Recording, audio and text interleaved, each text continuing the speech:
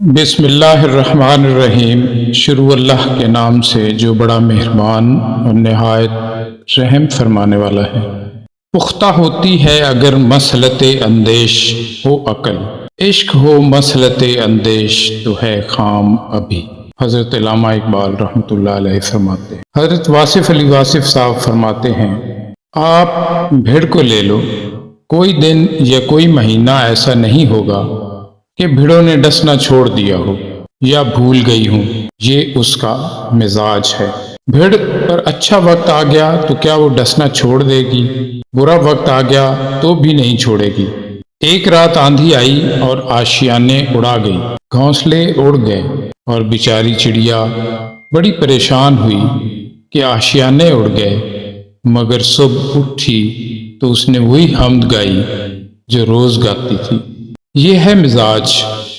اگر آپ مزاج اتنا ہی بنا لو کہ آشیانے اڑ گئے، چار تنکے اڑ گئے، اپنی حمد جاری رکھو تو آپ کو بات سمجھ آ جائے گی کہ اصل میں کیا بات ہے۔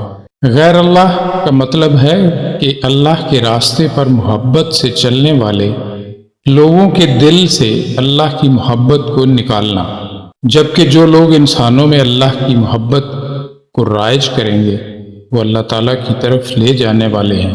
انہی کے لیے کہا گیا ہے انعمت علیہم، یعنی کہ ان لوگوں کے قریب رہو جو تمہارے دل میں اللہ کی محبت کو تیز کریں، ان پر اللہ کا انعام ہے۔ اور جو لوگ اللہ کی محبت کو دل سے نکال دیں، غیر اللہ ہیں، چاہے وہ کسی بھی لباس میں ہیں۔ آپ کا علم عقل کے ذریعے آ رہا ہے، اسے ہم جہالت کہتے ہیں۔ جو علم دل کے ذریعے آ رہا ہے اسے ہم نور کہتے ہیں۔ محبت کو آپ کے دل سے نکال دیں۔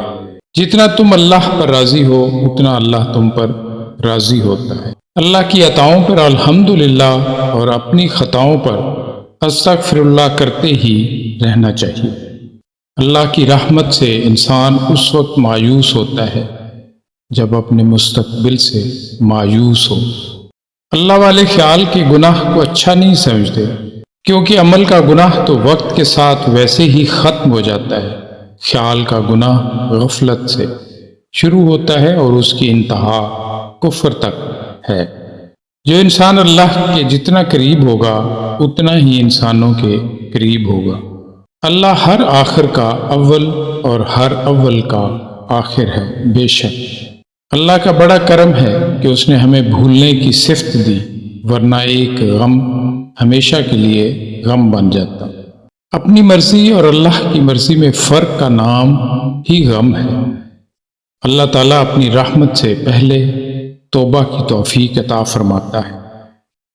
امید ہے کہ اللہ تعالیٰ ہمیں اپنے حبیب کے صدقے ان باتوں پر عمل کرنے کی توفیق عطا فرمائے اور روز قیامت حضور پاک صلی اللہ علیہ وآلہ وسلم کی شفاعت سے بہرہ مند فرمائے۔